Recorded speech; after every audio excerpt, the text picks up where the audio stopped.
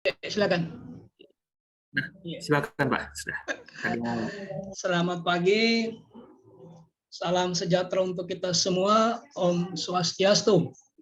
Salam sehat Bapak Ibu, teman-teman peserta Latsar Angkatan 39 Kota Palu yang saya banggakan. Baik, hari ini kita masuk pada sesi untuk saya, agenda 1, pertemuan pertama. Ya, pertemuan pertama ya, karena kemarin itu 37. Baik,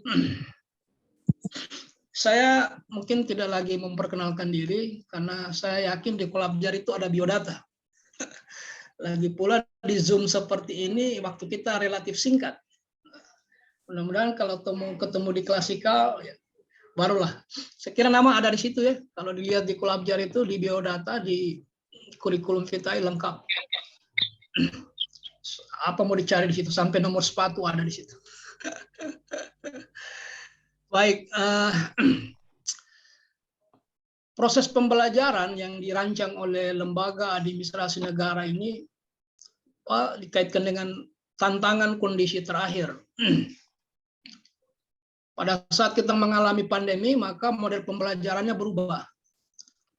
Karena darat dikuasai virus, maka kita naik ke udara. Nah, seiring dengan terkendalinya atau melandainya angka COVID itu, maka dicoba diadakan blended. Jadi ada 3 pilihannya, full classical, full e-learning, dan blended. Dan Bapak dan Ibu, saya lihat blended ini nanti akhir dari agenda 1 ini di klasikal. Nah, proses belajar secara e-learning ini mengacu kepada salah satu pendapat ahli di bidang pendidikan. Ada guru di sini? Ada guru? Tidak ada ya? Ya.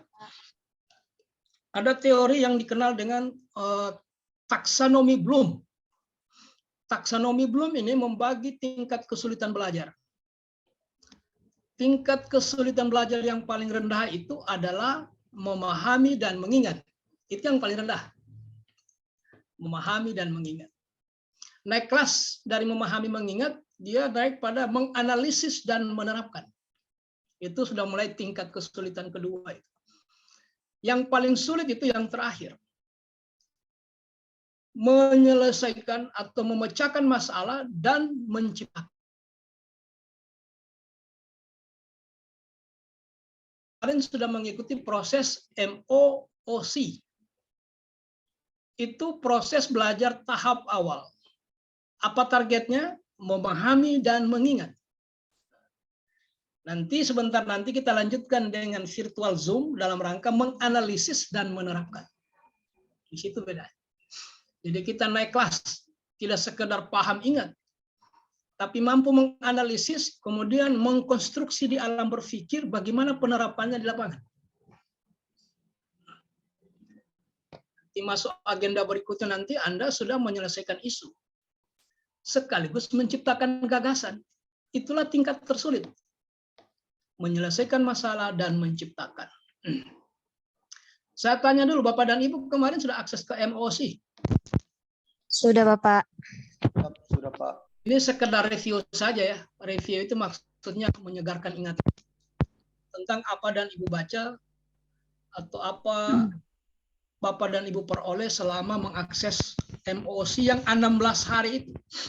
Sekuensi pembelajarannya 16 hari di MOOC. Dilanjutkan dengan virtual Zoom. Sekedar menyegarkan ingatan saja. Siapa yang tahu apa nama agenda 1? Sikap dan perilaku bela negara, Pak. Mantap. Sikap perilaku bela negara. Sikap perilaku bela negara, untuk mudahnya ingat saja SPBN. Jangan nanti ditanya penguji, apa nama agenda 1? Ada yang bilang, Pak, wawasan kebangsaan dan nilai bela negara. Ada yang jawab isu kontemporer, Pak. Ada yang jawab, Pak, kesiapsiagaan bela negara. Nah, itu namanya mata pelatihan, modulnya.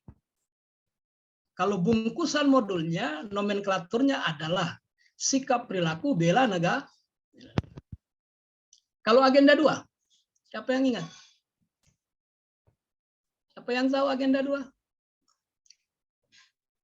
Nilai-nilai dasar ASN. Ya, Berakhlak. benar. Jadi tidak ada yang salah itu. Ada yang lain? Ada yang mau melengkapi?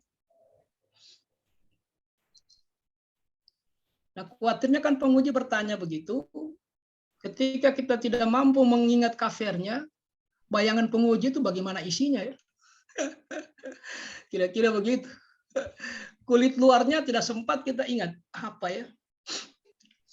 Kalau agenda 2 itu sudah hampir betul tadi. Nilai-nilai dasar. Kalau Anda baca beberapa sumber di Kolabjar itu, ada 2 penulisannya. Ada yang menulis nilai-nilai dasar PNS, ada yang menulis nilai-nilai dasar ASN. Tapi yang paling sering nilai-nilai dasar PNS. Karena PNS dan ASN 2 hal yang tidak bisa dipisahkan. PNS adalah bagian dari ASN.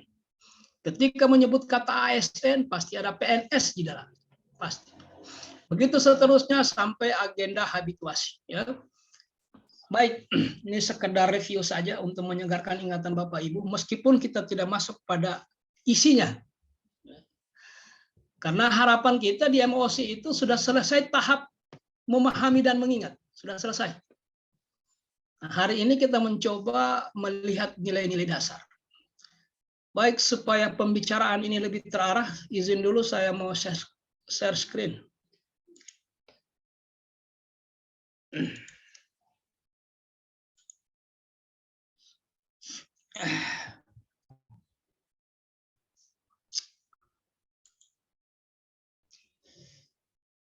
Ini laptop saya agak lambat sudah.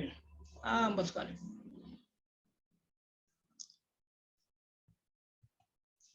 Ya.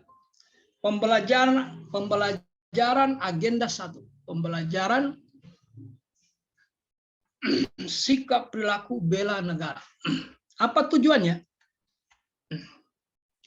Kita kongkok-kongkok pagi ini, nanti dilanjutkan lagi hari apa ya? Setelah hari ini ada pertemuan keduanya, itu 3 jam pembelajaran. Hari apa nanti kita ketemu ulang? Hari Jumat. Nah, sampai dengan hari Jumat itu, tujuan akhir dari kongkok-kongkok ini, bincang pagi ini adalah ini. Peserta mampu menunjukkan sikap perilaku. Sikap perilaku bela negara. Jadi tidak diminta menjelaskan apa itu sikap perilaku bela negara. Kenapa? Karena menjelaskan sudah selesai. Sudah di MOC itu. Kita anggap ini sudah paham. Asumsinya begitu. Jadi tinggal bagaimana menerapkan sikap perilaku bela negara. Yang kedua apa? Bagaimana sikap ketika menghadapi berbagai isu kontemporer. Nah, ini nanti kita bicarakan pada pertemuan kedua yang hari Jumat itu. Kedua hal itu diperlukan dalam menjalankan tugas jabatan. Nah, pertanyaannya, apakah Bapak Ibu selaku CPNS sudah ada jabatannya atau belum? Sudah atau belum? Ya. CPNS itu ada jabatannya atau tidak? Sudah, Bapak. Ya, sudah. Itu bedanya dengan rekrutmen yang sebelum-sebelumnya. Orang diangkat dari K1, K2, K3 itu, honor yang jumlahnya ribuan. Begitu diangkat, pemerintah jadi pusing mau ditempatkan di mana. Karena ijazahnya hampir sama. Nah, hari ini rekrutmen pegawai negeri itu tidak lagi seperti itu. Ditentukan dulu jabatan yang kosong, baru direkrut orang yang mengisinya. Sehingga Bapak dan Ibu ketika lolos dari seleksi itu langsung menempati jabatan. Jadi sikap perilaku bela negara dan kesiapsiagaan menghadapi isu kontemporer itu dijadikan bekal dalam rangka menjalankan tugas jabatan PNS yang profesional. Profesional dalam hal apa? Dalam pelayanan masyarakat atau publik. Atau sering juga orang menyebutnya pelayanan umum. Nah, pertanyaannya PNS yang profesional itu seperti apa performansnya? Tampilannya seperti apa? Atau ciri-ciri PNS yang profesional itu seperti apa? Karena itu tujuan yang ingin kita bangun. Siapa yang tahu? Ciri-ciri PNS yang profesional. Kita bincang-bincang saja ini supaya tidak ada yang mengantuk. Ada yang tahu? Karena begini Bapak Ibu, kalau pengalaman saya mengikuti diklat ada beberapa titik rawan itu. Titik rawan pertama itu 9 ke 10. Jam 9 ke 10 rawan itu. Yang kedua 11 ke 12. Yang ketiga itu yang paling akhir 2 ke 3. Nah, kenapa orang mengantuk? Karena 3 juga alasannya. Yang pertama kelelahan. Yang kedua kekenyangan. Nah, kalau ibu-ibu tadi pagi makan nasi kuning kekenyangan. Yang ketiga kalau dengar ceramah. Nah, ya sudah. Kalau berakumulasi 3 itu sudah lelah, kenyang dan dengar ceramah ya pasti mengantuk. Nah, satu cara yang efektif untuk menghilangkan ngantuk itu adalah berbicara. Itu cara terbaik itu. Cara paling efektif itu. Untuk menghilangkan ngantuk itu, menghalau ngantuk itu. Ngantuk-ngantuk yang datang sesaat itu hanya bisa dihalau dengan kalau orang mau bicara. Gitu ya. Nah, olehnya saya berprinsip tidak ada pendapat yang salah minimal menurut yang punya pendapat. Jadi jawab saja. Penting Bapak dan Ibu tidak mengantuk sudah cukup. Kita kembali ke pokok persoalan. PNS yang profesional itu tanda-tandanya. 1. Siapa? Siapa izin? Ya. Apa itu? Menguasai dan memahami bidang tugas. Kenapa audionya agak tidak terlalu biasanya begini, kalau kita pakai alat bantu justru suaranya itu enggak maksimal audionya. Coba diulangi. Menguasai dan memahami bidang tugas. Ya, 1, 2. Disiplin. Kalau namanya tanda-tanda biasa banyak. Oh, orangnya tinggi, rambutnya begini. Nah, ciri-ciri PNS yang profesional itu apa tanda-tandanya? 1 tadi sudah disebutkan. Yang lainnya? Izin menjawab, Pak. Ya. Bertanggung jawab dalam tugasnya. Akuntabel. Yang lain? Izin Pak, disiplin. Apa itu? Disiplin. Benar, disiplin. Ciri-cirinya ya. Baik. Jadi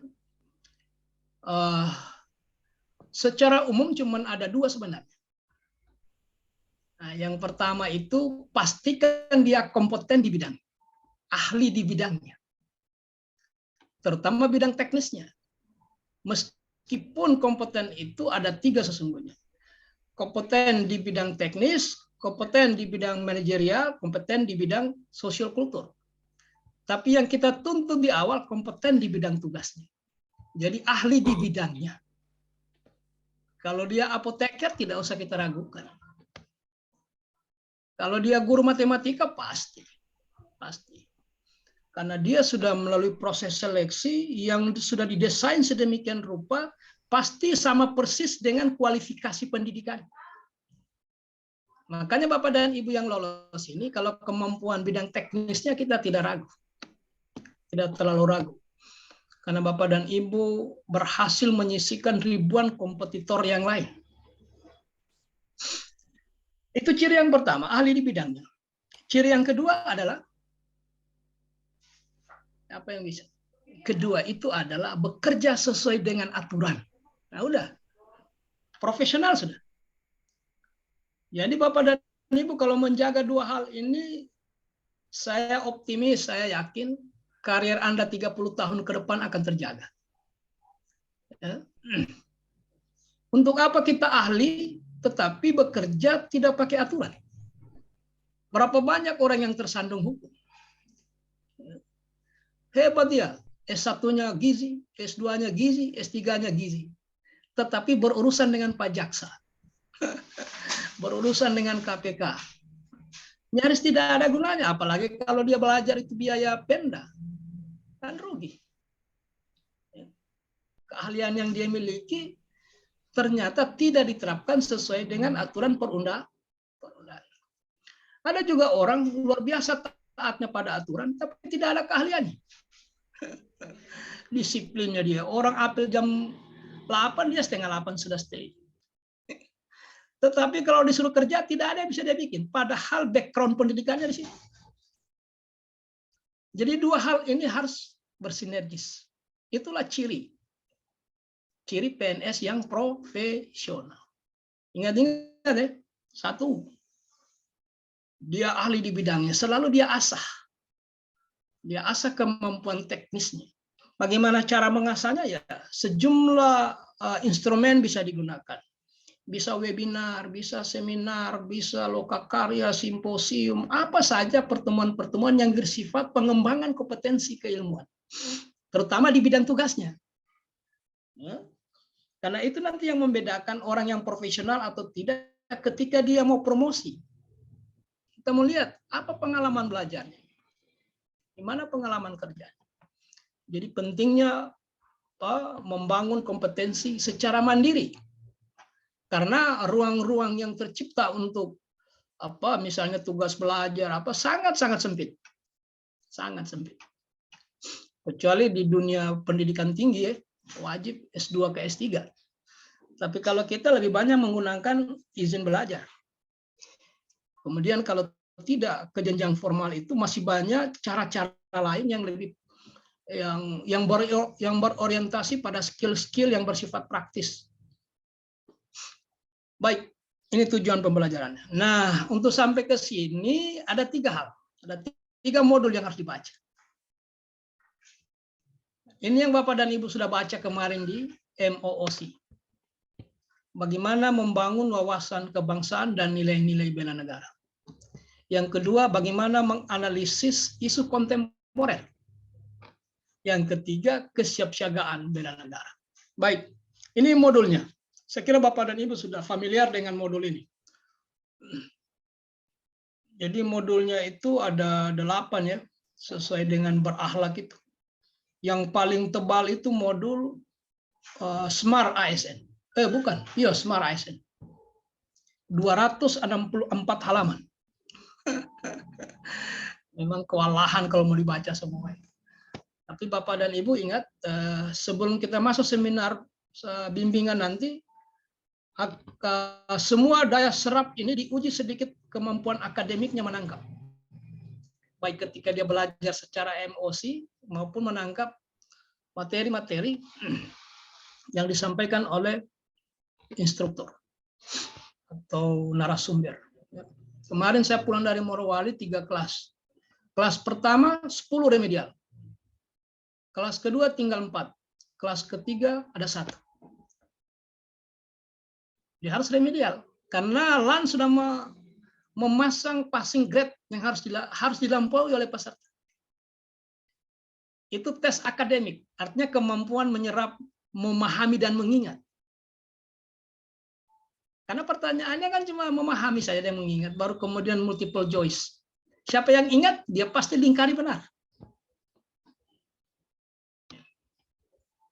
Jadi artinya saya ingin mengatakan kalau ada waktu luang, coba-coba modul-modul yang ada di MOC itu dibaca-baca ulang. Kalau ada waktu luang ya. Karena pada akhirnya akan ada uji akademiknya. Baik. Kita masuk pada materi. Wasbang dan nilai bela negara. Nah, wasbang dan nilai bela negara ini sesungguhnya substansinya itu adalah untuk membangun atau menumbuhkan persatuan dan kesatuan. Jadi menumbuhkan rasa kesatuan dan persatuan. Itu sebenarnya intinya. Kemudian dalam rangka menumbuhkan persatuan dan kesatuan inilah yang kemudian kita beri istilah populer nasionalisme. Nah, nasionalisme ini sebenarnya apa dia ini? Nasionalisme. Isme yang di ujungnya itu menunjukkan apa? nasionalisme. Isme itu apa? Apa isme Bapak Ibu? Ya, siapa masih ingat? Ada komunisme, ada kapitalisme, ada terorisme, ada radikalisme. Isme itu menunjukkan apa? Apa isme itu? Izin jawab, Pak. Ya, Seperti suatu paham. ya, paham. Jadi kalau kita pisahkan kata dasarnya nasional dengan isme, maka dengan demikian nasionalisme itu faham tentang kebangsaan. Faham tentang kebangsaan. Kenapa harus dibekali faham bagaimana memahami bangsanya supaya melahirkan cara pandang yang benar tentang bangsa.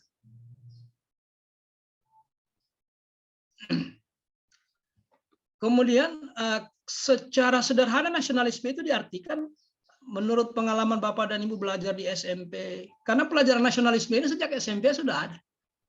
SMA diulang lagi. Hanya mungkin mata pelajarannya berubah ya. Kalau di zaman saya dulu pendidikan moral Pancasila, salah satu isinya adalah nasionalisme. Nah, belakangan ini saya lihat kewarganegaraan yang substansinya nasionalisme, salah satunya ya.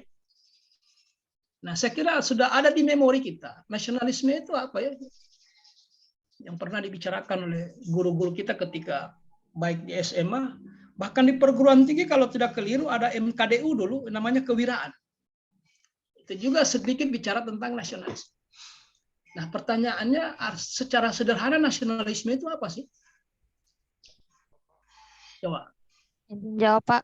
Ya, Cinta tanah air. ya, cinta tanah air. Nah, sesungguhnya jawaban itu masih harus dilengkapi sedikit.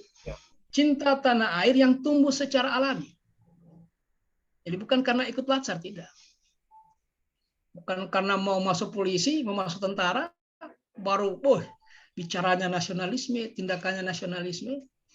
Nah, ini yang kita harapkan. Ini nasionalisme itu rasa cinta tanah air yang tumbuh secara alami. Ya. Kenapa dia bisa tumbuh secara alami? Karena pandangannya benar, pemahamannya benar. Sehingga muncullah rasa cinta. Ada ungkapan lama mengatakan, tak kenal maka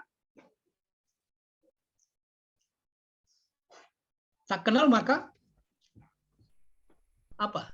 Ada ungkapan lama begitu. Tidak kenal maka tak ya. Tak kenal maka tak apa itu? Siapa masih ingat ungkapan itu? Karena ini ada relevansinya dengan cara memandang. Tak kenal maka tak sayang. ya. Bagaimana orang rasa memiliki terhadap sesuatu sementara barang itu dia tidak kenal? Nggak mungkin. Nggak mungkin Bapak Ibu. Tiba-tiba kita mencintai sesuatu atau merasa memiliki terhadap sesuatu dan sesuatu itu tidak pernah kita kenal. Mungkinkah itu terjadi? Kalau itu terjadi semua itu tidak alami. Kenapa? Karena dia bukan berangkat dari pemahamannya. Jadi membangun wawasan itu adalah upaya kita dalam rangka memperoleh cara memandang yang benar terhadap bangsa. Sehingga muncullah rasa cinta itu. Cinta tanah air. Kenapa? Karena dia kenal bangsanya. Sama dengan objek tertentu, tidak mungkin kita mencintainya kalau kita tidak pernah mengenalnya. Jadi wawasan kebangsaan ini dibangun dalam rangka mengenal. Nah, tahap berikutnya setelah orang paham tentang bangsanya, dia kenal bangsanya, maka muncullah tahap berikutnya disebut patriotisme. Patriotisme ini dimaksudkan adalah gairah atau motivasi atau dorongan untuk mempertahankan sesuatu yang dia klaim sebagai miliknya.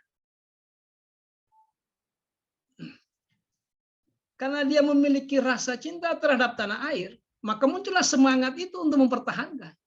Itulah yang disebut dengan patriotisme. Jiwa atau semangat. Nah, tidak mungkin patriotisme ini akan lahir tanpa diawali dengan wawasan. Tidak mungkin. Maka pahamkan dia dulu, kenalkan dia dulu. Begitu dia kenalkan, maka cara pandangnya benar, maka dia mencintai barang itu.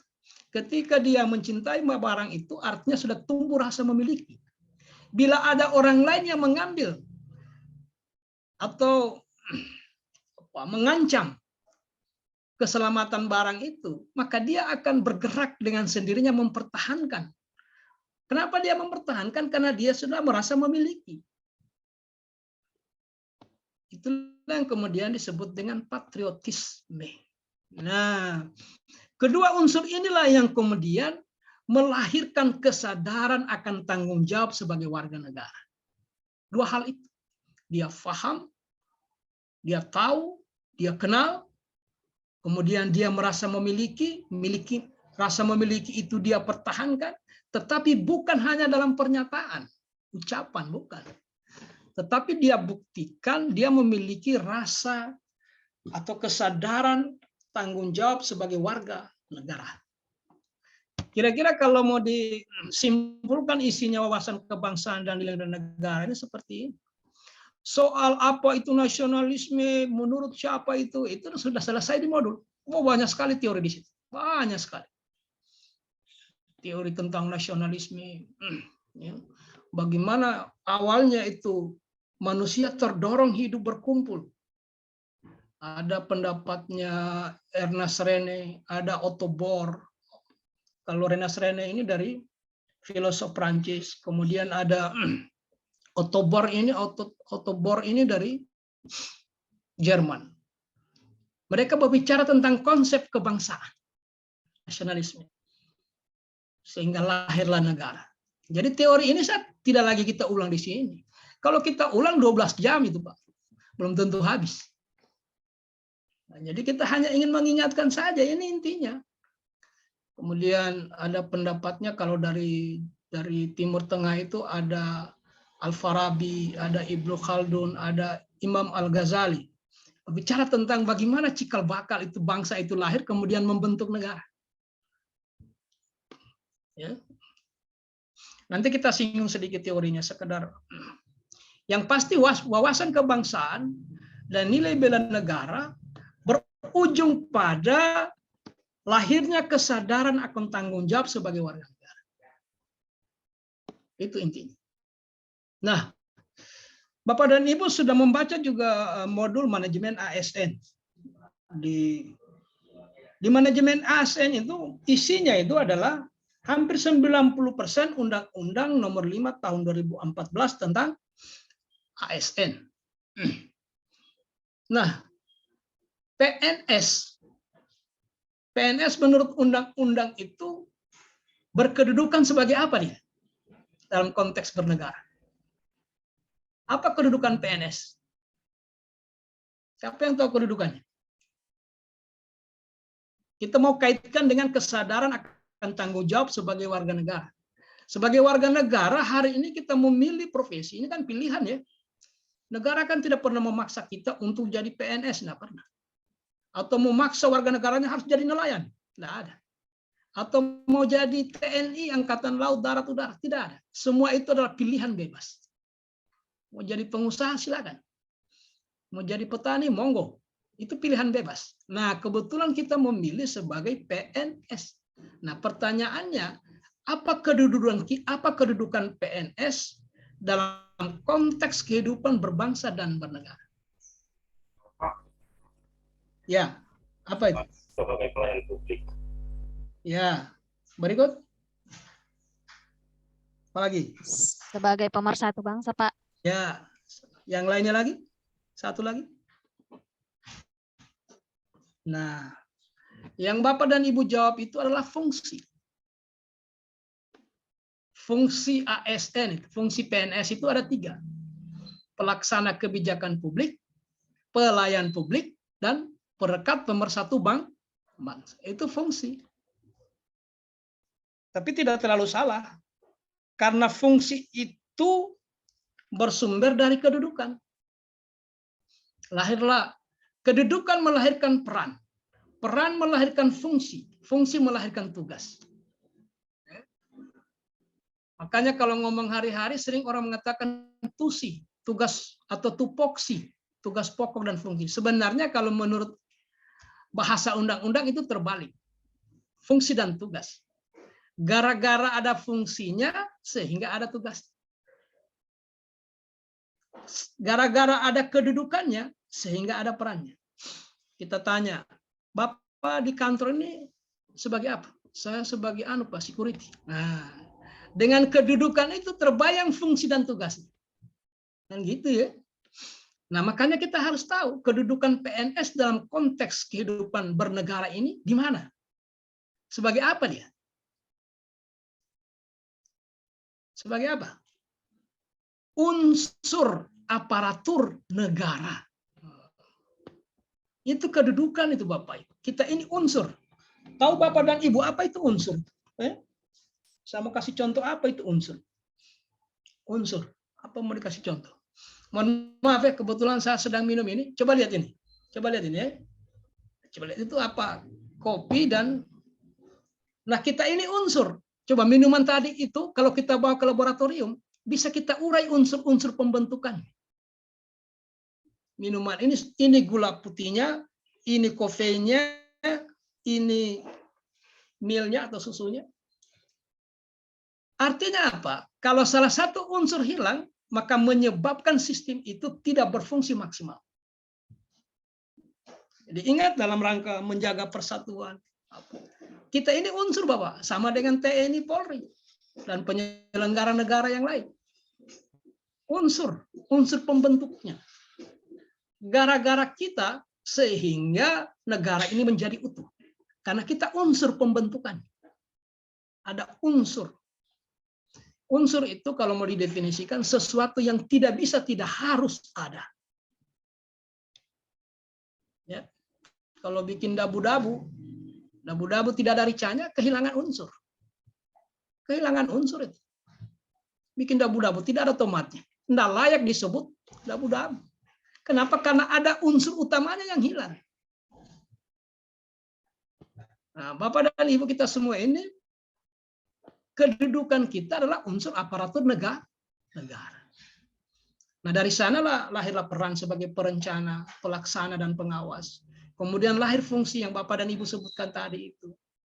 Nah, bedanya fungsi dengan tugas, kalau dia fungsi, kalau tugas, dia harus diawali dengan kata me, karena dia kata kerja.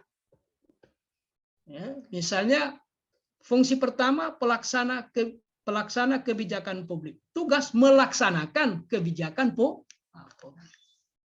Fungsi kedua pelayan publik. Tugasnya melaksanakan pelayanan publik.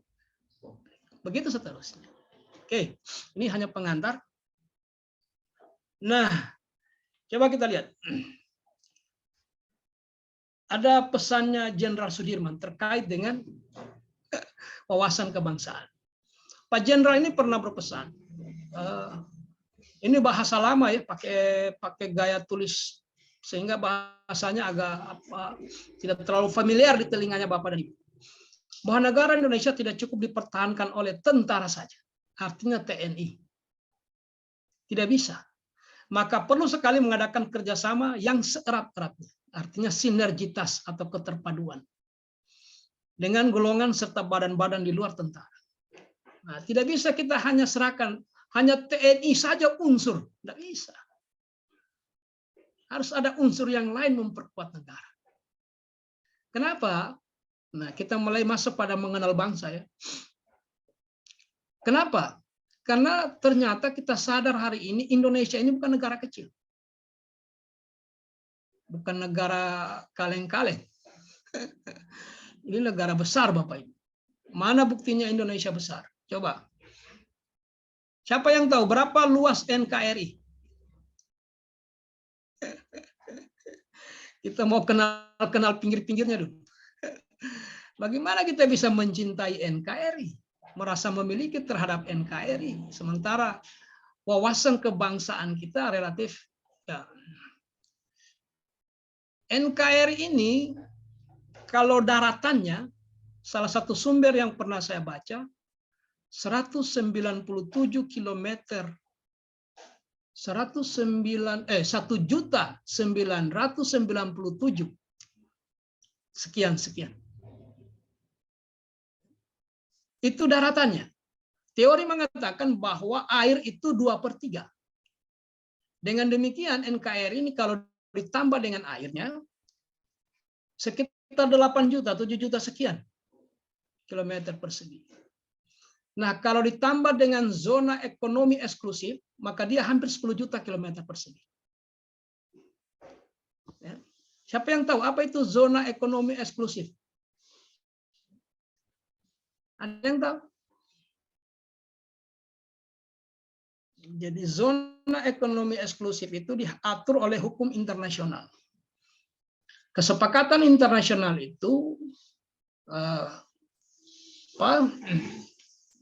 setiap negara yang berbatasan, misalnya Sangirta Laut itu berbatasan dengan apa dia? Negara apa? Filipina ya. Sangirta Laut berbatasan langsung dengan Filipina. Jadi bibir pantai yang ada di Sangirta Laut itu yang menjorok ke Filipina 400 mil itu milik Indonesia. Sebaliknya yang dari Filipina yang menjorok ke Sangirta Laut atau ke Indonesia itu miliknya Filipina.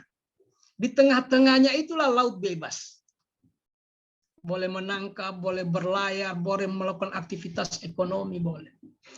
Tetapi kalau masuk di zona ekonomi eksklusif tanpa izin resmi, maka negara yang bersangkutan berwenang untuk mengamankan wilayahnya.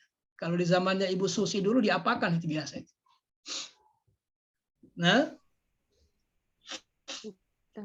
jadi negara ini terlalu luas Bapak dan Ibu. Kalau itu baru dari sisi wilayah, belum kita bicara sisi penduduk, sumber daya alam dan seterusnya. Bandingkan dengan Malaysia. Malaysia itu berapa sih luasnya? 338 km persegi. Lebih luas Kalimantan. Boleh Anda cek. Jadi negara ini bukan negara kaleng-kaleng, bukan negara kecil ini. Negara besar.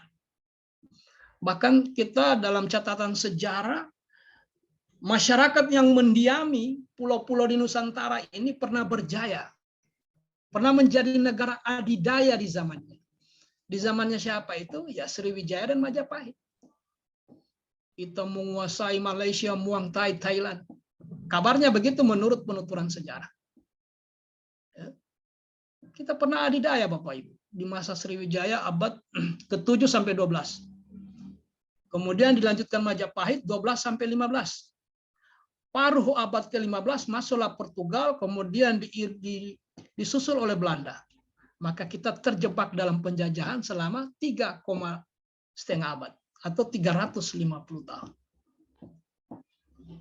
Jadi negara ini pernah adidaya Bapak. Tetapi namanya Nusantara. Nusantara, Nusa itu pulau, antara. Jadi negara yang terdiri, yang beradab, yang geografisnya di antara pulau, di antara Nusa. Jadi terdiri dari pulau-pulau. Malaysia itu cuma 338 km persegi. Singapura lebih kecil dari Malaysia. Singapura itu Bapak Ibu, kalau teman-teman berada di Singapura hari ini, kemudian beli tiket pesawat, itu artinya siap-siap keluar negeri. Kenapa? Karena tidak ada penerbangan domestiknya. Kenapa tidak ada? Karena sempitnya.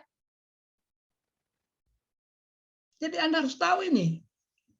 Supaya ada rasa bangga ber-NKRI. Bagaimana kita bisa merasa memiliki kalau kita tidak kenal bangsa ini? Itu baru bagian-bagian luarnya ya. Kalau Brunei Darussalam lebih kecil lagi dari Singapura. Kalau kita berada di Brunei Darussalam, mungkin hanya 3 kali injak gas di perbatasan sudah. Karena saking sempitnya negaranya orang. Nah, itulah sebabnya Pak Jenderal ini sudah berpesan dari awal. Nggak bisa hanya diserahkan kepada tentara. Jangan nanti Bapak dan Ibu berpikiran, saya ini kan dokter Pak. Saya tidak ada urusan dengan Nusantara apa segala. Yang penting bagaimana obat resep selesai. Tetapi ingat kedudukan. Kedudukan Anda sebagai PNS itu adalah unsur pembentuk negara. Jangan gara-gara karena apoteker, wah tidak ada urusan saya dengan itu, Pak. Saya ini bagaimana laboratorium, bagaimana menulis obat, sudah selesai saya, Pak.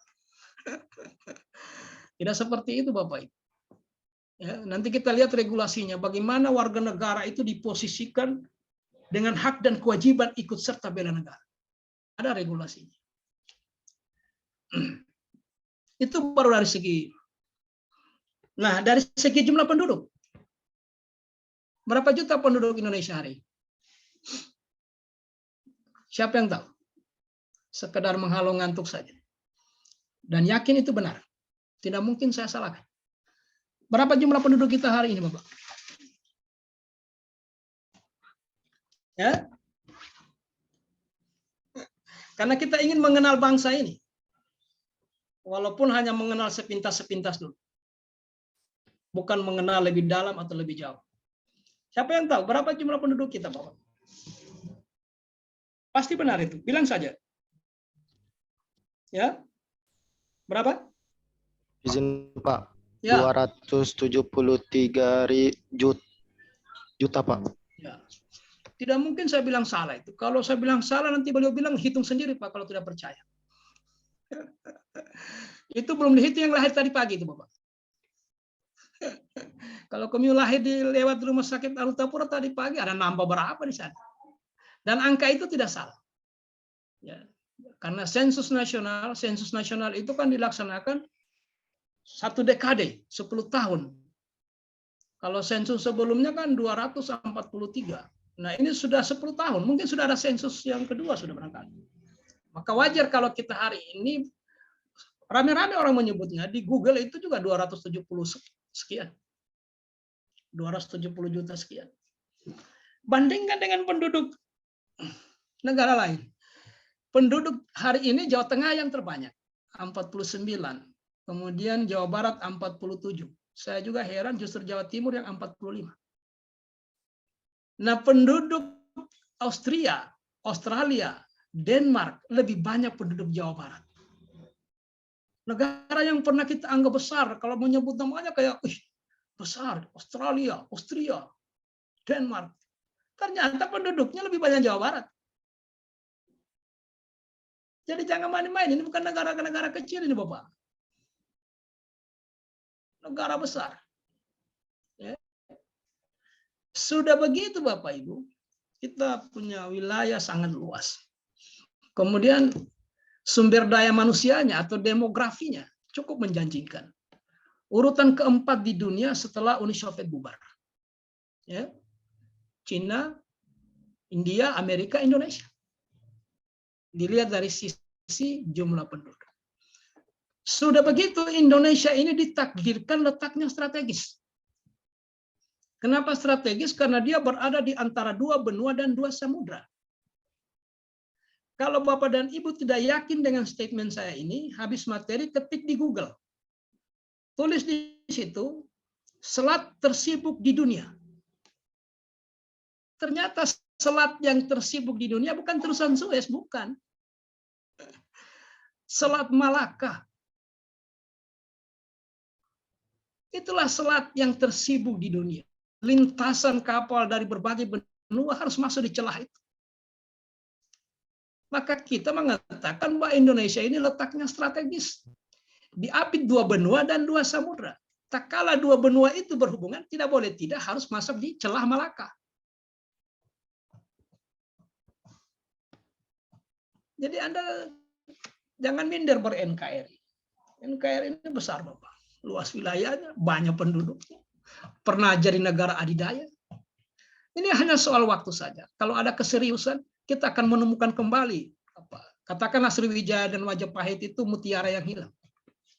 Kita sedang mencari kembali. Ya. Maka diperlukan komitmen anak bangsa untuk membesarkan bangsanya. Dan itu hanya bisa terlahir dari mereka yang merasa memiliki terhadap negara. Bagaimana caranya dia memiliki? Bangun wawasannya. Bangun wawasannya tentang bangsanya. Gitu ya.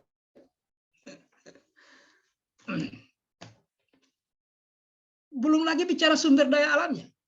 Luar biasa. Sumber daya alam kita ini. Jepang itu Pak, dari sekian luas wilayah tanahnya itu, daratannya itu, hanya 0,8% yang bisa ditanam. Selebihnya tidak bisa. Begitu juga Singapura. Apalagi Jazirah Arab. Kita ini luar biasa. Luar biasa pemberian Tuhan. Karunia. Ya. Sumber daya alamnya melimpah, tanahnya subur. Kalau Anda tidak yakin tanahnya subur, habis materi ini nanti buang itu kelor atau ubi, tidak usah ditanam, dibuang di belakang rumah saja. Yang penting dia bersentuhan dengan tanah. Hujan 2 kali, 1 bulan kemudian cek. Dia akan menimbulkan tunas. Kenapa? Karena subur tanahnya. Orang di Jepang mau menanam tidak ada. Orang di Jazirah Arab mau menanam, harus mengorbankan uang yang begitu banyak. Karena harus membongkar tanah, mengganti tanah yang lain, kemudian diawasi secara ketat, ditugaskan orang menjaga kebun. Tidak hanya sampai di situ Bapak Ibu.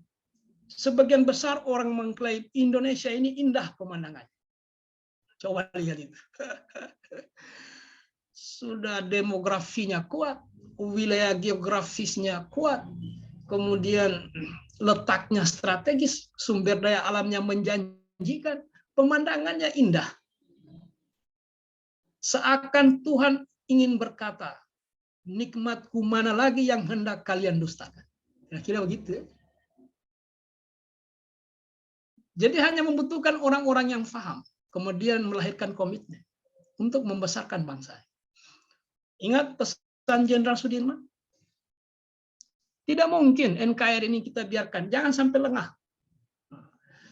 Kemarin kita dikejutkan sebuah peristiwa ya, anaknya Gubernur Jawa Barat. Insiden tenggelam ya di sungai di salah satu negara. Negara apa itu? Swiss, Pak. Nah, Swiss. Yang ingin saya cerita tentang Swiss bukan soal kejadian itu. Swiss itu salah satu negara yang sangat ketat memberlakukan bela negara. Sama dengan Korea Selatan. Ya. Kenapa dia ekstra ketat? Karena di sana itu tidak ada satu orang pun warga negara yang usianya di atas 16 tahun. Sehat jasmani dan rohani, tidak pernah ikut bela negara. Tidak hanya begitu Bapak. Swiss dan Korea itu setiap 5 tahun update bela negara. Amerika dengan persenjataan yang sangat lengkap, super power, adidaya. Tidak ada satupun warga negara Amerika yang berusia 18 tahun ke atas yang tidak pernah mengikuti bela negara. Indonesia hanya kebetulan Bapak dan Ibu jadi CPNS. Andaikan tidak diperkenalkan ini. Dan kebetulan ya beruntung. Boleh juga dibilang beruntung Bapak dan Ibu ini. Kenapa beruntung? Karena bukan klasikal. Kalau klasikal 1 minggu pertama di lapangan. Diserahkan pada TNI atau Polri atau paling tidak Satpol PP. 1 minggu itu Bapak. Jadi sikap perilaku bela negara di kelas itu cuma 3 JP. Selebihnya lapangan. Dalam rangka apa? Membentuk. Karena ini hasil kerjasama LAN dan Lemhanas. Bagaimana membangun semangat bela negara di kalangan warga negara? Ya. Andai kan tidak jadi CPNS, tidak diperkenal. Nah ini pun sangat sedikit. Ya, sangat sedikit. Kalau yang angkatan yang lalu, klasikal itu, bukan cuma TUS, tata upacara sipil, termasuk TUM diperkenalkan, tata upacara militer. Apalagi kalau cuma baris berbaris, wow, salut saya. Nah, selama ini kita upacara kalau di sekolah di mana lebih banyak orang tertawa daripada hikmat. Kenapa? Mulai dari jalan itu penggerak bendera sampai berhenti kembali jadi bahan tertawaan. Bagaimana kita membangun perasaan memiliki terhadap kita terkesan main-main saja, kira-kira begitu. Mohon maaf, ini tidak marah-marah ya. Ini namanya autokritik. Kita mengkritik diri kita masing-masing. Jadi tidak benar pernyataan Pak Jenderal. karena melihat kondisi Indonesia. Baik. Nah, target mencapai pembelajaran agenda 1 ini yang sudah kita antar tadi. Yang pertama, tahu sedikit teorinya. Ini dalam rangka membuka wawasan, wawasan kebangsaan. Kemudian pahami sedikit sejarahnya. Kemudian baca regulasi. Teori. Mana yang ada duluan, bangsa atau negara?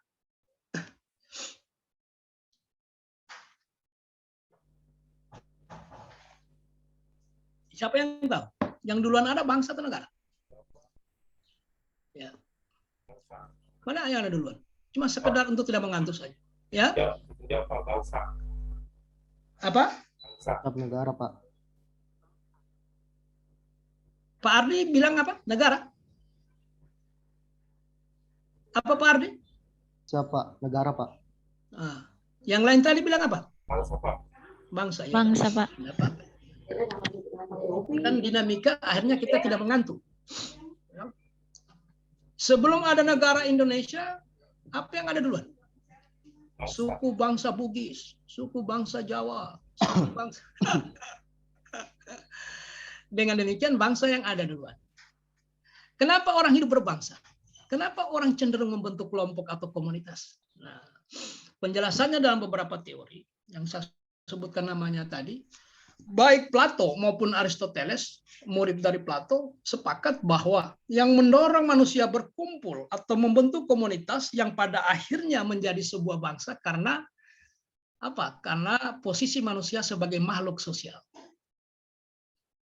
Makhluk sosial itu makhluk yang tidak bisa melepaskan ketergantungannya dengan orang lain.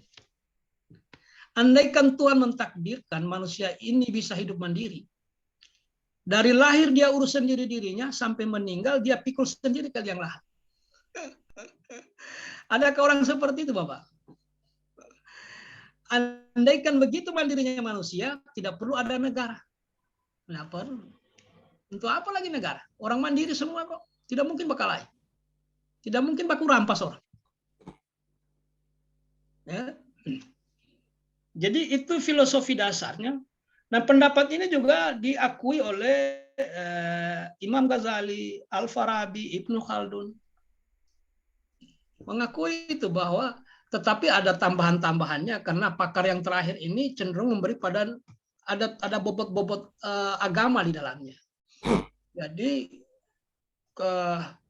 makhluk sosial itu adalah naluri yang diciptakan Tuhan. Tuhan yang mencipta. Kalau kajian agamanya dari versi ilmuwan-ilmuwan tadi yang Ibnu Khaldun, Imam Al-Ghazali, kemudian Al-Farabi. Kalau Aristoteles, dia mengikuti gurunya Plato bahwa karena kita makhluk sosial. Makhluk sosial itu tidak bisa memenuhi kebutuhannya sendiri. Coba Bapak dan Ibu bayangkan, ada orang pertanian di sini, ada teman-teman yang kerja di pertanian. Ada? Ada yang dari pertanian ini? Tidak ada ya?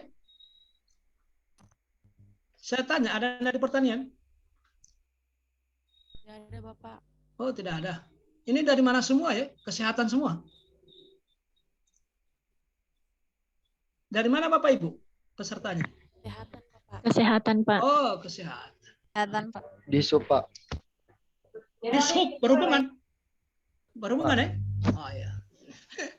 Ini perhubungan ini lagi disibukkan ini naiknya BBM ini. Bagaimana lagi menata transportasi nasional ini. Karena salah satu stakeholder terkait dengan kenaikan BBM adalah Dishub, sumber daya mineral dan keuangan. Baik, jadi begini. Apa tadi ya? Teori tentang terbentuknya bangsa ya.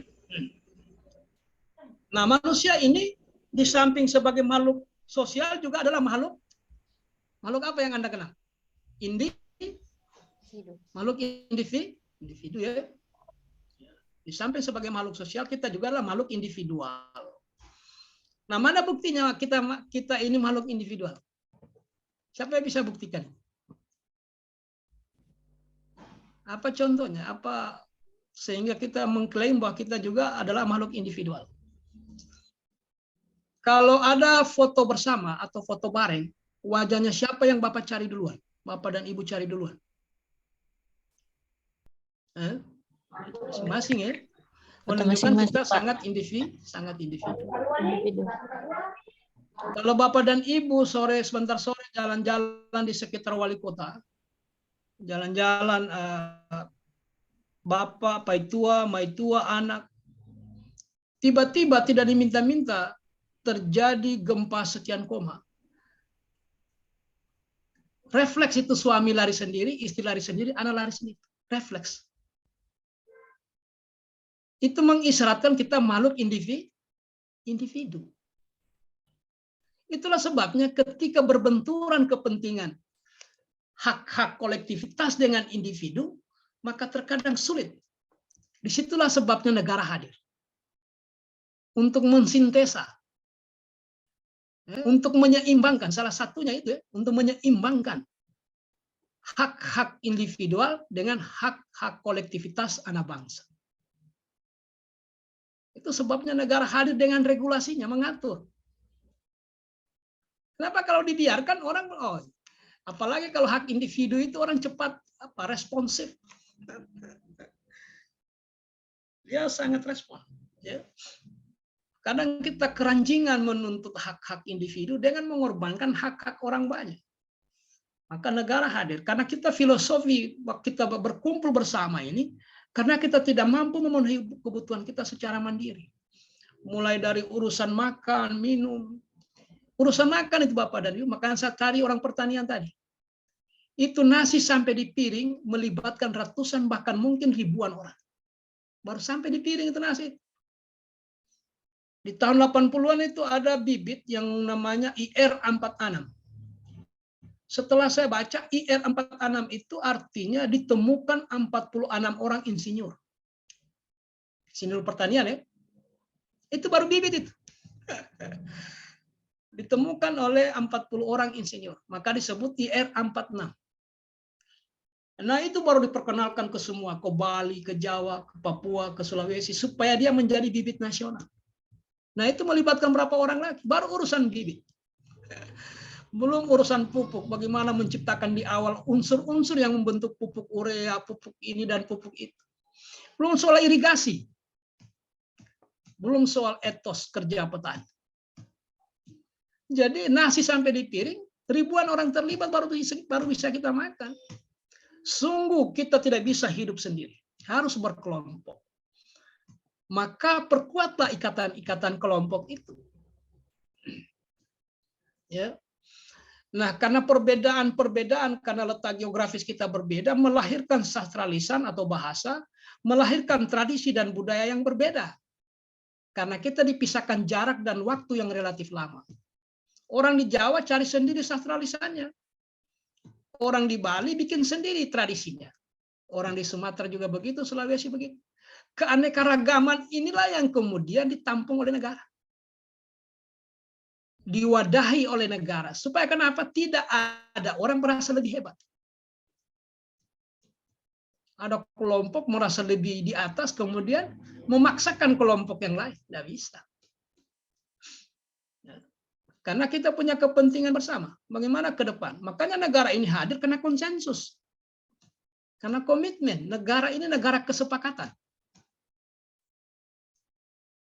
Bagaimana memenuhi semua warga negara yang membentang dari Pulau Rote sampai Miangas. Ujung paling timur Maroke, ujung paling barat Sabang. Bagaimana semua terakomodasi, padahal keanekaragamannya luar biasa.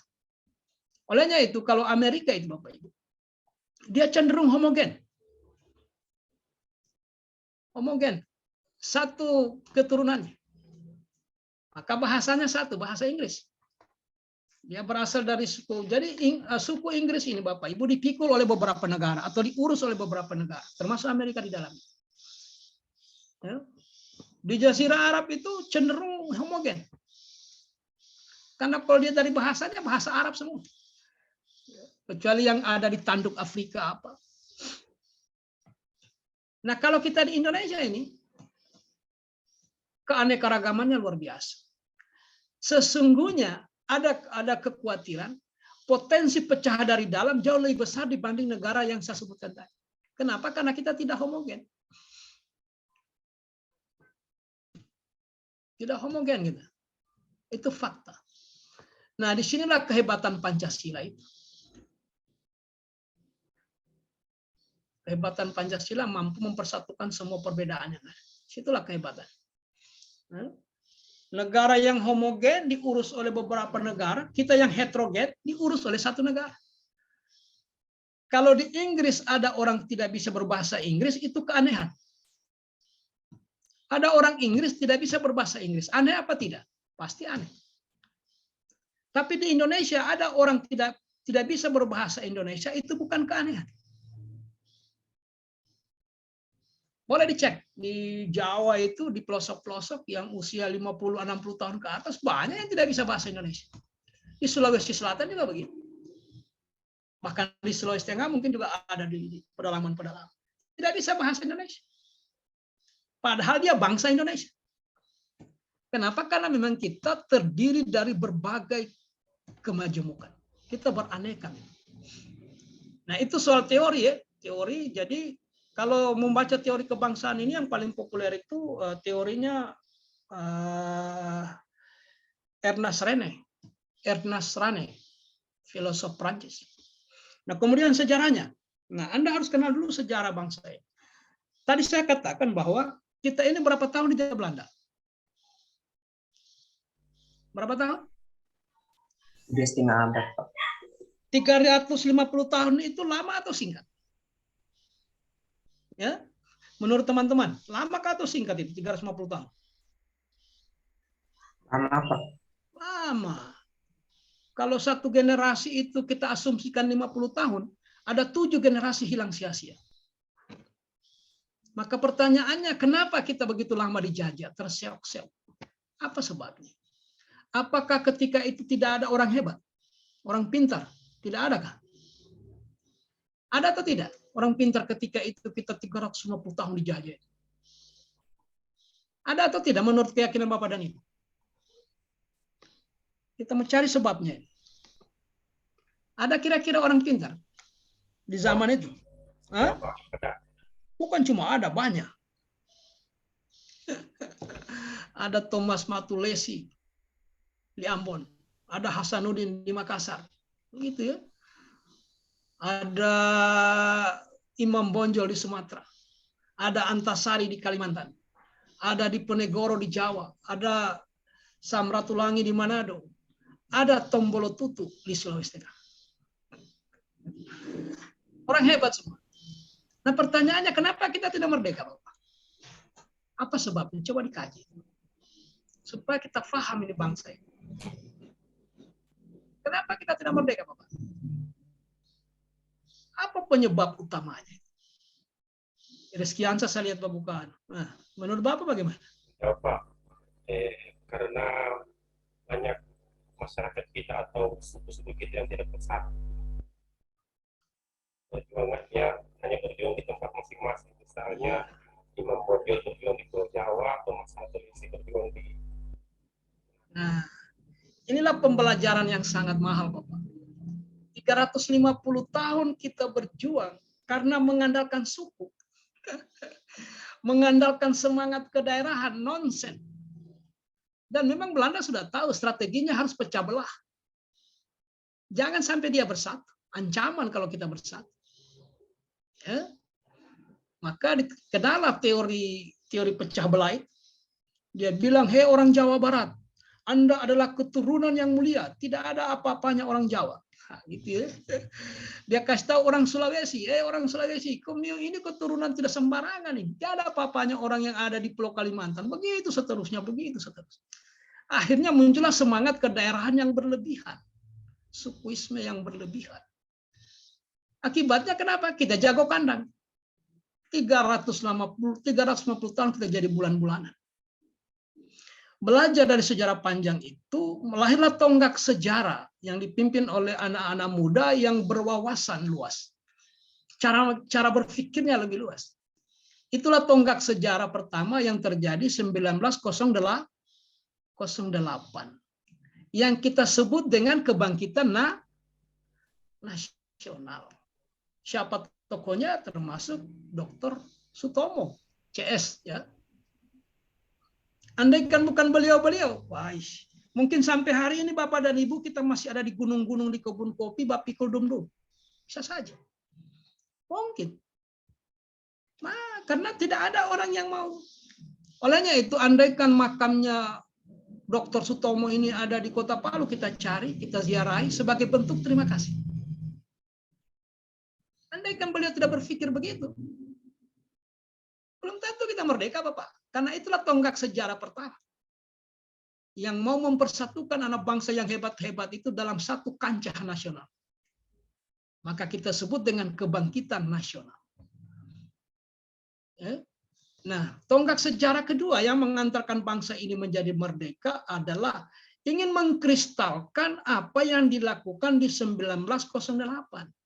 Karena 1908 itu kita hanya memiliki semangat untuk bersatu, tapi tidak jelas apa yang mempersatukan kita. Maka lahirlah Sumpah Pemuda. Coba sebutkan apa yang mempersatukan kita. Coba. Pak Dokter, apa yang mempersatukan kita? Ibu apoteker, ibu perawat, apa yang mempersatukan kita? Coba baca Sumpah Pemuda. 1. Cinta. Kami bangsa. Coba ingat. Apa yang mempersatukan kita?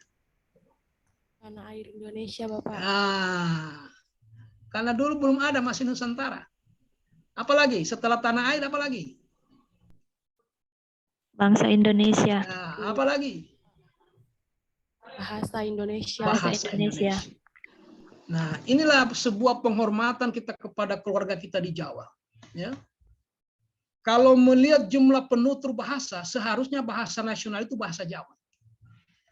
Karena penduduk terbanyak di Nusantara ini adalah di Jawa. Disitulah legowonya orang Jawa, Bapak. Keluarga kita dari Jawa. Demi sebuah persatuan, mereka tidak memaksakan diri. Kalau seandainya Jawa mau memaksakan diri, bisa. Karena penutur bahasa yang terbanyak di Nusantara itulah bahasa Jawa. Justru yang dipakai adalah bahasa Melayu. Yang penuturnya sesungguhnya tidak sebanyak penduduk yang ada di Jawa ketika itu. Itulah bentuk-bentuk pengorbanan demi sebuah keutuhan yang lebih besar. Jadi tidak perlu lagi fanatisme. Jangan lagi produk gagal di bawah sampai hari ini. Melayani publik kita membeda-bedakan orang. Tidak akan jadi bangsa besar Indonesia. Nah, sekarang apabila Bapak dan Ibu tahu sudah sedikit teorinya, kemudian coba pelajari sejarahnya, coba baca regulasinya. Inilah sebenarnya landasan lahirnya patriotisme. Di situ lahirnya. Semangat, motivasi, gairah itu lahir di situ. Tinggallah nanti implementasinya sebagai bentuk tanggung jawab sebagai warga negara. Bagaimana mempertanggungjawabkan nilai-nilai bela negara itu? Nah, regulasinya sekitar ini. Saya tidak ulas semua karena kita sudah memasuk di nilai-nilai bela negara. Ya. Coba lihat pasal 27 ayat 3. Jadi siapa yang apa? Coba, setiap warga negara berhak dan wajib ikut serta dalam upaya membela negara. Maunya siapa ini Bapak Ibu? Siapa yang punya kemauan ini? Yang menginginkan bahwa setiap negara berhak dan wajib ikut serta dalam upaya bela negara. Ini maunya siapa ini? Maunya kita semua. Komitmennya kita semua ini. Yang kita serahkan kepada orang yang kita pilih untuk merumuskannya. Kan yang memilih, yang menyusun ini orang-orang yang Anda pilih kemarin, kan? Melakukan amandemen. Ada konsensus baru, ada komitmen baru, Bapak. Ke depan ini setiap warga negara berhak dan wajib. Nah, tinggal dicarikan uangnya. Wajib ini nanti semua orang harus ikut bela negara. Kalau keadaan keuangan negara memadai. Kita ikut Amerika. Kita ikut negara lain. Keluarkan sedikit anggaran untuk supaya generasi muda ketika dia jadi mahasiswa, jangan cuma di ospek saja. Perkenalkan dia itu nilai bela negara. Karena ada kata wajib. Nah, kalau hak itu artinya apa, Bapak? Apa hak? Hak itu apa? Nah, kalau hak itu boleh dilaksanakan, boleh tidak. Anda berhak cuti. Cuti itu hak. Tetapi tidak bisa dipaksakan Anda harus cuti. Karena hak. Lain kalau kewajiban. Hadir pagi 7:30 itu wajib. Maka harus ada pemaksaan. Kalau tidak wajib, kasih merah absennya. Potong TP-nya. Jangan bayar semua TP-nya. Karena wajib. Nah, pada satu titik nanti negara membutuhkan. Apa kata Pak Jenderal tadi itu kan menjadi realitas. Jangan hanya TNI. Pada titik tertentu semua warga negara wajib. Maka itu lahirlah panduan rumusan nilai bela negara. Bagaimana membela negara itu? Nah, ada 5 value atau nilai yang ingin ditanamkan. Jadi kalau di modul, kalau di emosi Anda mendapatkan 6, sesungguhnya menurut regulasinya yang benar itu 5. Nah, yang ke-6 itu hanya tambahan saja. Kalau tidak salah nilai yang ke-6 itu membangun motivasi dalam rangka mewujudkan masyarakat yang adil dan makmur. Itu tambahan. Yang benar ini 5 ya. Coba lihat kursor saya. Kelihatan kursornya ya?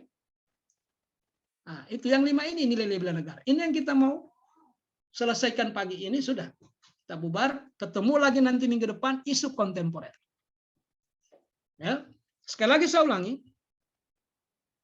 Dalam rangka membangun wawasan, maka ada beberapa hal yang harus diketahui. Yang pertama teori, sedikit ya. Kenapa kita harus hidup berbangsa? Ternyata karena kita ingin memiliki harapan yang sama, tujuan yang sama, misi yang sama. Ada mimpi-mimpi kita yang ingin kita wujudkan ke depan. Karena tidak mungkin hanya diwujudkan oleh sekelompok orang, tidak bisa. Harus dikerjakan secara bareng, secara gotong royong. Harus dipikul bersama. Yang kemudian jangan sampai negara yang sudah terbentuk ini terganggu lagi sendi-sendi kehidupan berbangsanya. Karena ini diperjuangkan selama 350 tahun, Bapak. Berapa banyak nyawa yang hilang? 7 generasi hilang sia-sia. Apakah tidak mahal ini, Pak? Sangat mahal. Sangat mahal. Jadi negara ini bukan simsalabim ada begitu saja. Sedangkan hidup dalam keadaan damai seperti ini kadang kita stres.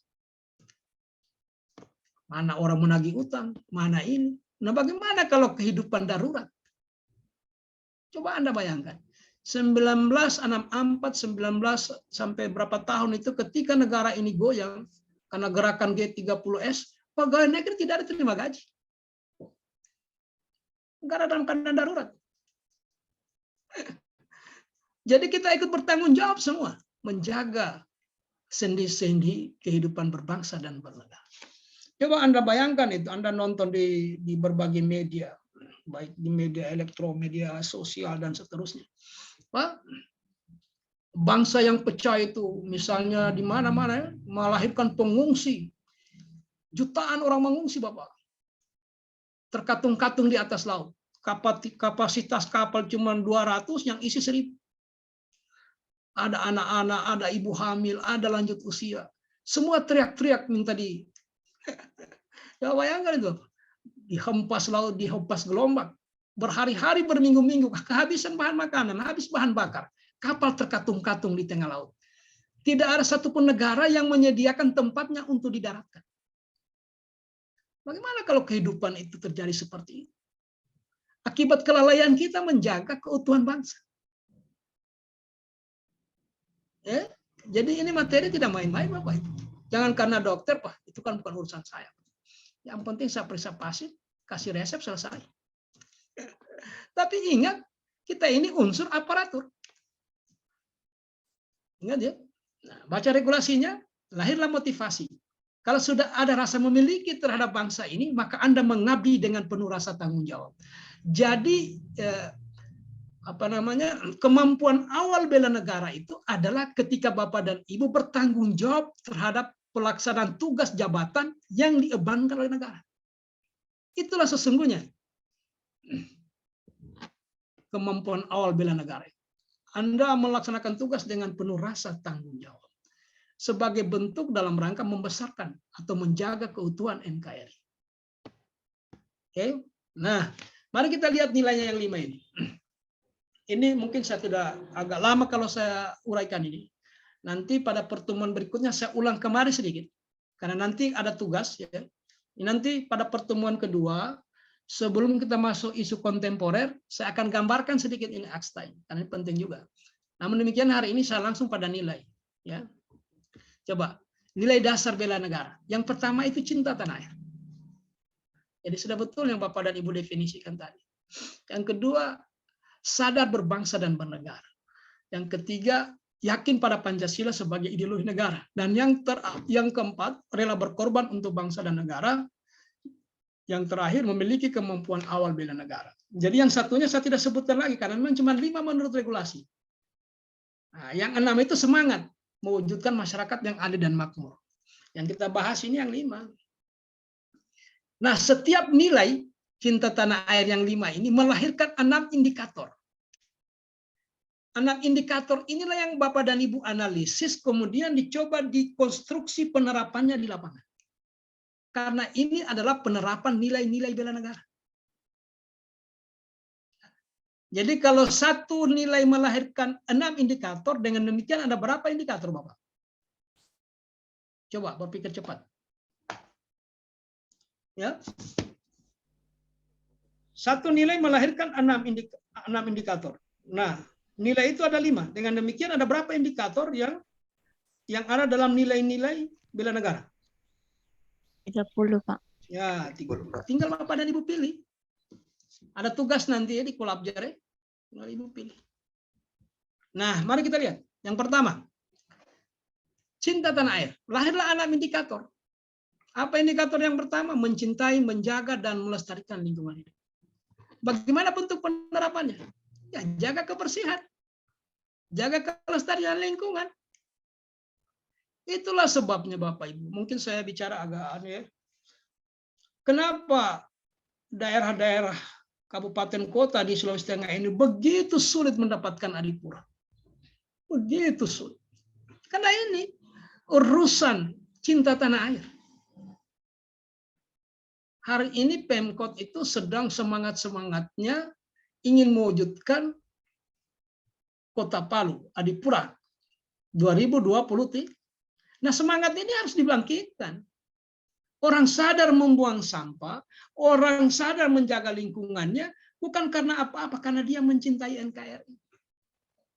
Coba niatkan seperti itu. Ya.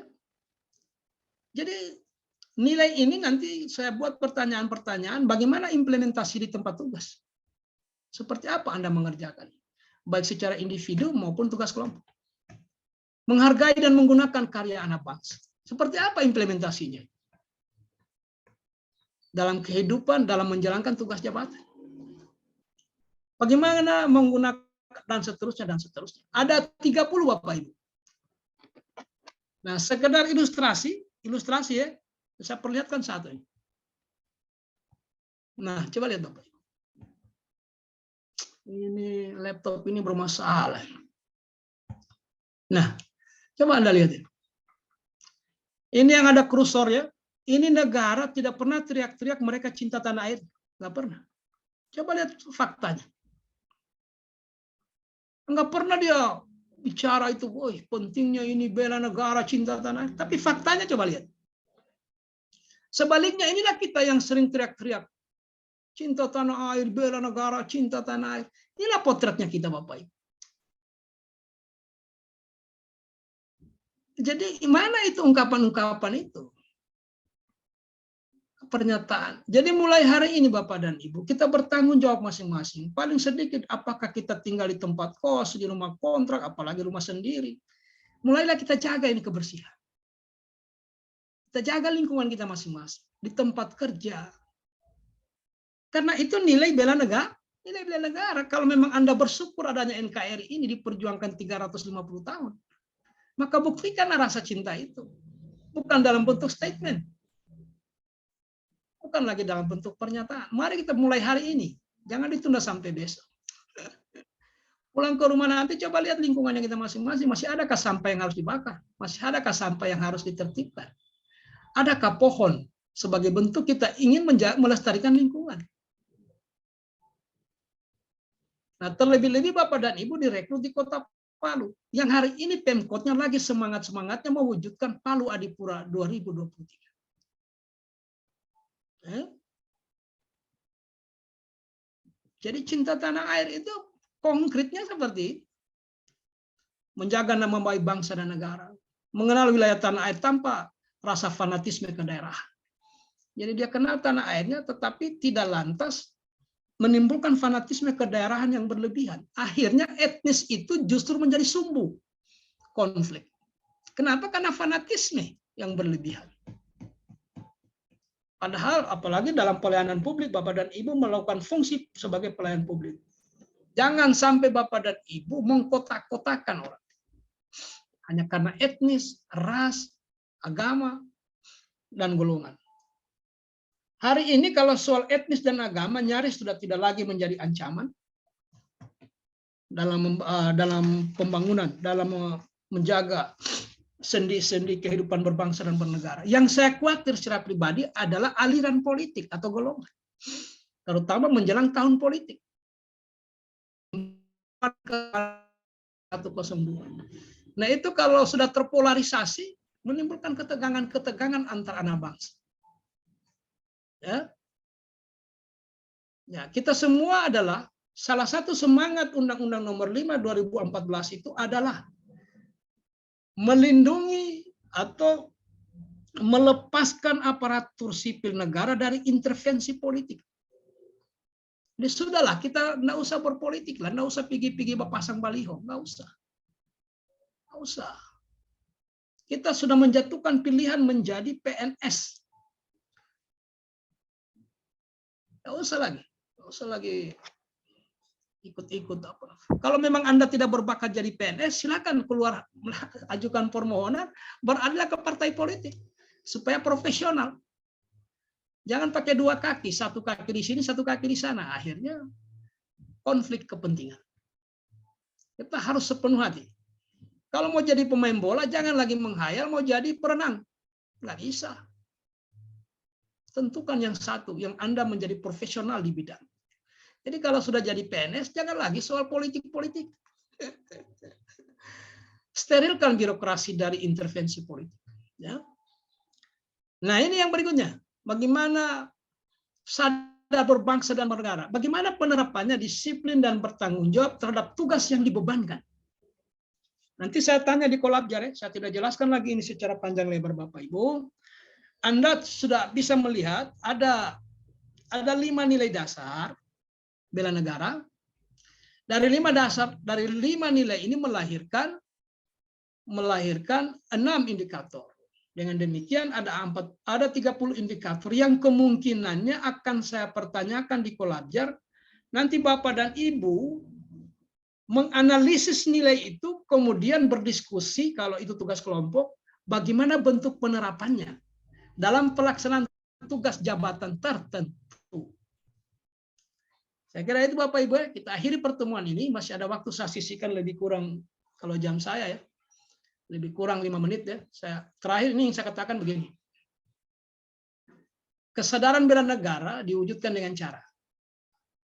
Ini antara lain, menjadi bagian dari Siskamling. Artinya begini, Bapak dan Ibu bukan menjadi petugas ronda, bukan. Menciptakan sistem keamanan lingkungannya itu, bagaimana memikirkan? Bagaimana laptop di kantor aman, bagaimana berkas aman, tidak diretas orang, bagaimana ya sistem keamanan, sistemnya yang mau dibangun. Bagaimana? Menjaga profesi Bapak dan Ibu supaya dalam pelaksanaan tugas dan jabatannya itu aman. Yang kedua, membantu korban bencana. Nah, apalagi kemarin kita di tengah pandemi, banyak sekali keluarga kita ya yang ikut terdampak atau apa istilahnya itu terkena ya, terpapar COVID-19. Bagaimana menggalang solidaritas? Kemudian menjaga kebersihan, minimal kebersihan tempat tinggal kita sendiri. Minimal itu. Kalau bisa di tempat tugas kita hayo-hayo. Kemudian Nah, saya melihat Kota Palu ini besar perubahannya dari sisi nilai bela negara, urut yang nilai cinta tanah air. Mencegah bahaya narkoba, jangan sampai kita menjadi orang bagian dari proses itu. Kalau sampai PNS menjadi bagian dari proses itu, dia betul-betul tidak tahu statusnya. Dia tidak tahu kedudukannya sebagai unsur aparatur negara. Maka layak diberikan sanksi sesuai dengan kode etik atau kode perilaku. Inilah kira-kira. Ini antara lain setelah saya membaca semua nilai-nilai itu, kira-kira beginilah contoh-contoh nanti. Nah, nanti Bapak dan Ibu akses ke Kolabjar, nanti lihat tugasnya. Saya kira ini pertemuan kita karena menurut jam, ini sampai jam 9 ya. Nah, baik. Mengakui, memahami, dan menghargai perbedaan SARA. Jadi mengakui, memahami, dan menghargai perbedaan SARA di Indonesia. Jadi kalau Bapak dan Ibu nanti sudah jadi kepala puskesmas, jadi ini harus diperhatikan ini. Jangan Ibu kepala puskesmas ngajak itu teman-teman, besok hari Minggu kita lembur, jam 8 sampai jam 12. Bagaimana? Orang ibadah yang Nasrani. Atau sebaliknya, sudah ditahu hari Jumat, ditahan pegawai rapat dari jam 11 sampai jam 1. Bagaimana orang salat Jumat? Nah, ini namanya mengakui, memahami, dan menghargai. Jangan membuat kebijakan yang aneh-aneh, keputusan yang aneh-aneh. Jadi itu bagaimana kita saling, karena memang kita ditakdirkan berbeda. Bukan pilihan, takdir. Takdir yang menyebabkan kita berbeda. Karena kita tidak pernah minta supaya dilahirkan di Tator, di Manado, di Aceh, di Papua. Nggak ada kita minta. Tapi Tuhan mentakdirkan kita lahir di sana, besar di sana. Terjadilah perbedaan. Ya. Oke. Saya kira itu saja. Saya stop share. Saya anggap materi ini selesai. Kalau ada yang ini sempurnakan dengan diskusi, saya silakan. Ayo, mari kita lengkapi dengan diskusi. Ada? Ini, kalau tidak ada yang bertanya, ini cuma dua kemungkinannya. Kalau tidak paham semua, semua tidak paham. Nah, itu aja. Nah, jadi nanti ada ada apa? Tugas ya di Kolabjar ya. Mudah-mudahan sempat, karena sebentar juga ada materi lagi. Kalau sempat, sebentar sore saya buat, malam mungkin sudah ada. Kalau tidak sempat, nanti diingatkan saya. Kayak kemarin angkatan berapa itu. Kalau tidak diingatkan, saya lupa upload tugas. Karena tugas ini selalu saya upload setelah materi, karena supaya saya tahu batasnya, sampai di mana tugasnya. Jangan materinya belum diberikan, tugasnya sudah diberikan. Saya kira ini. Muhammad Arwin, ada pertanyaan? Sudah cukup jelas, Pak. Wah, mantap. Ya. Kalau sudah, kita tinggal menunggu untuk digeser ke room besar. Yang lain, apa yang mau disampaikan? Alamat rumah saya di pasar. Kalau ya ini akan ada waktu. Kalau nama lengkap, saya kira ada di jadwal. Ya. Kemudian alamat rumah di Jalan Sungai Mandonda bagian atas, arah selatan Pasar Impres. Dari Masjid Boyoge itu lampu merah naik ke atas. Nah, saya kira Bapak dan Ibu yang perlu tahu itu bidik suaranya itu yang dipersiapkan menjadi coachnya nanti. Siapa coachnya? Karena kebetulan Bapak dan Ibu tinggal di Palu, sedikit lebih bagus dibanding teman yang tinggal di daerah yang jauh, ya, tidak bisa konsultasi langsung. Kalau yang tinggal di Palu, ya itu keuntungannya. Tinggal dicari tahu, dikomunikasikan dengan bidik suaranya, sepanjang bidik suaranya tidak sedang bertugas keluar daerah. Baik, masih ada waktu kalau ada yang. Oke, makasih banyak Ibu ya. Kita ketemu lagi pada pertemuan berikutnya. Oke. Terima kasih, Pak.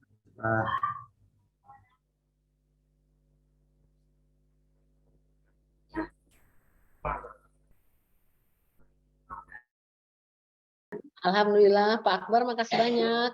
Makasih, Bu. Ya. Bu Sari, makasih. Saya izin pamit ya. Iya, Bu. Iya, Bu. Makasih banyak, teman-teman semua. Sehat-sehat ya. Iya. Sampai jumpa lagi. Makasih, Bu Sari. Iya, Bu. Makasih, Bu Dewi. Sama-sama. Ada Pak Aldi. Makasih semua. Assalamualaikum. Waalaikumsalam. Waalaikumsalam warahmatullahi wabarakatuh. Pak, Saya dulu, Bos. Absen.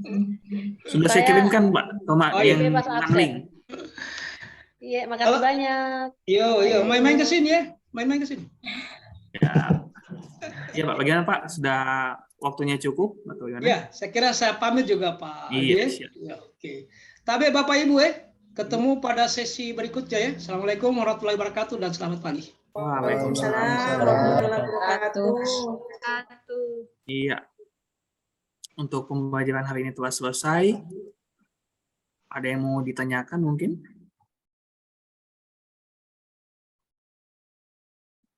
Rekamannya boleh dimatikan sudah.